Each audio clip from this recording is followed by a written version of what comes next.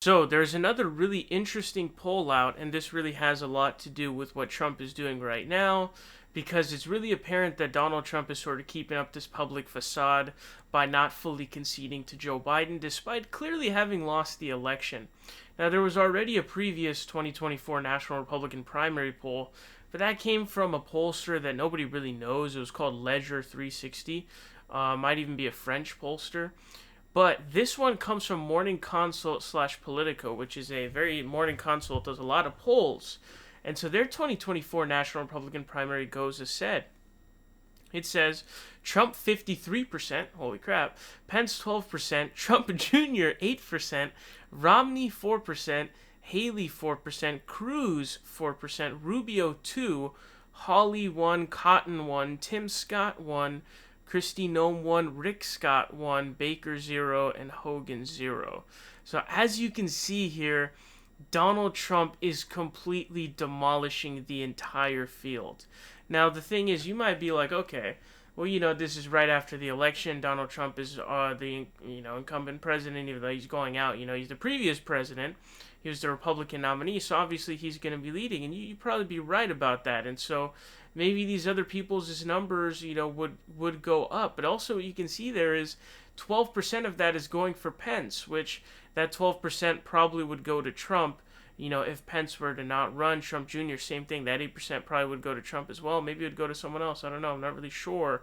That 12% for Pence and the 8% for Trump Jr. can definitely change a lot for the race. But the thing is, what we know about Donald Trump is his fans are sycophants. And I still firmly believe, and when I go over the numbers, honestly, it does truly appear that had the Republican Party, the RNC, and the Republican establishment coalesced around one singular candidate in the wake of Donald Trump basically destroying every primary, I think they could have beaten Trump if they had all came around one person. Like if they had picked Ted Cruz. I don't think Marco Rubio or anyone else, maybe Ted Cruz.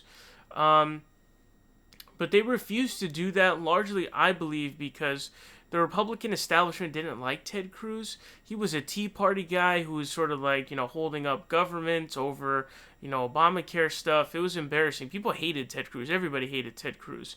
So they didn't want to come around and coalesce around him like the Democratic Party did with Biden. So honestly, I believe that, and I firmly believe this, I believe that if Donald Trump runs in 2024, I believe he is automatically the massive favorite to actually win the Republican nomination.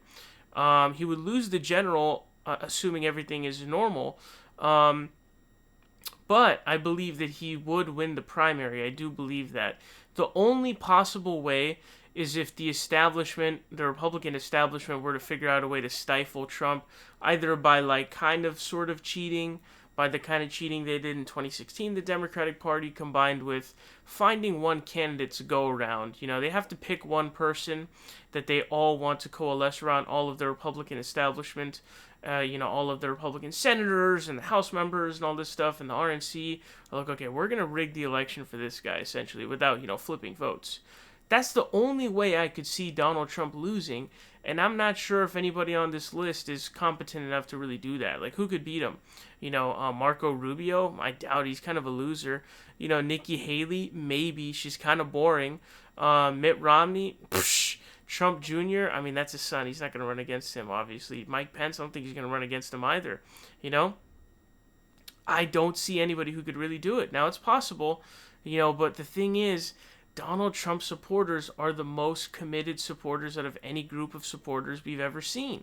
So why would they go away? There's always going to be that 25, 30%. The thing is, when you have these giganto primaries where there's like 1 trillion candidates running, you only need like 25, 30%, assuming there's a lot of candidates still remaining to win. Because it's split so much, right? He has a majority in this.